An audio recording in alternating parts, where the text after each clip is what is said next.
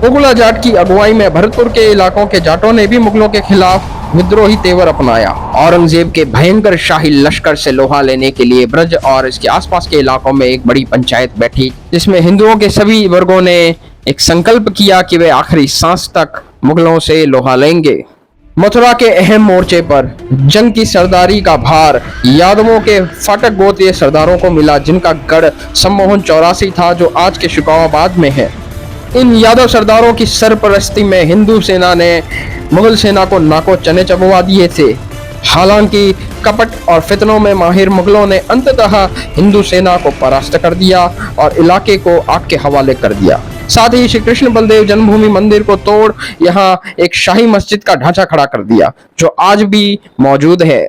कुछ यूरोपीय इतिहासकारों की माने तो इस हमले के बाद ठाकुर जी के प्राचीन विग्रह को आगरा के हालिया जामा मस्जिद के परिसर में कहीं गाड़ दिया गया। इसी घटना के बाद मथुरा नगरी से बचे कुचे यदुवंशी दूर दराज इलाकों में पलायन करने लगे।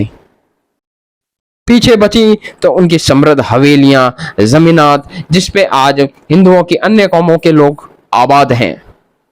इस नरसंहार की धधकती आग को सीनों में कैद किए तकरीबन 18 वर्षों बाद आगरा के इलाकों के यादवों ने रणभेरी बजाई और भरतपुर के जमींदार राजा राम के नेतृत्व में इकट्ठा हो गए और सिकंदरा के मोर्चे पर मुगलों को भारी पटखनी दी।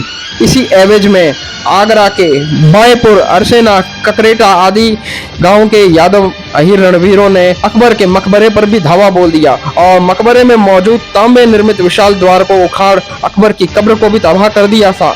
साथ ही वहां मौजूद बेशकीमती आभूषण, स्वर्ण मुद्राएं इत्यादि जो कभी मुगलों ने हिंदुओं पर अत्याचार करके लूटे थे, वे सभी उठा लिए गए और गरीब हिंदुओं में वितरित कर दिए गए।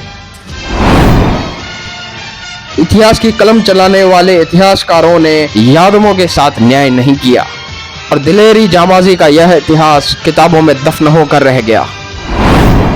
कितने अफसोस की बात है कि हमारे वे पुरखे जो स्वाभिमानी थे, जिन्होंने धर्म स्थापना, विश्व शांति के लिए आक्रांताओं से लोहा लिया और धर्म की शिला पर बलि हो गए, उन्हीं पुरखों के वारिस युवा पीढ़ी के हम यादव इन ऐतिहासिक घटनाओं से अनजान हैं।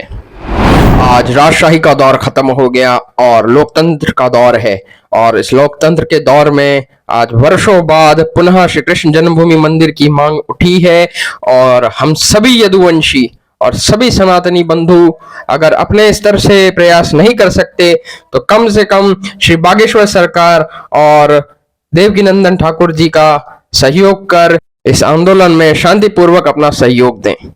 यह मामला आज से तकरीबन 3 वर्ष पूर्व बड़े ही जोर शोर से रोशनी में आया, जब उत्तर प्रदेश के एक निवासी भाई मनीष यादव ने बतौर श्री कृष्ण बलदेव का वारिस होने के नाते और एक सनातनी के हैसियत से कोर्ट में याचिका दायर करते हुए श्री कृष्ण बलदेव जन्मभूमि पर मंदिर निर्माण के लिए एक अर्जी लगाई थी।